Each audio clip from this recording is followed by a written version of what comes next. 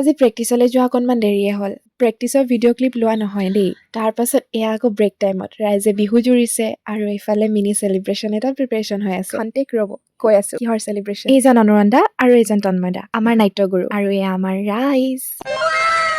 Okay, কালি আছিলে অনুৰণ-দাৰ birthday আৰু আমি কালিয়ে ভাবিছিলোঁ সৰুকে চেলিব্ৰেট কৰিম বুলি, কিন্তু কৰা নহ'লে। আজি সেইকাৰণে সকলোৱে মিলি সৰুকে কেক এটা আনিছোঁ দাদাৰ কাৰণে। মানে আমাক ব্ৰেক দি দাদা অকণমান ওলাই গৈছিলে, সেইখিনি সময়তে বোলো আমি কেকটো ৰেডি কৰি লওঁ। তেনেকুৱাতে দেখিছোঁ যিগৰাকীয়ে কেক আনিবলৈ গৈছিলে তাত চাকুখনে পাহৰি থাকি আহিলে। আকৌ এজনী দৌৰ মাৰিছে চাকুখন আনিবলৈ।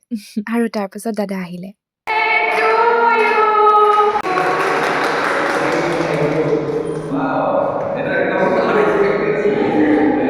ছাৰপ্ৰাইজ হ'ল দেই।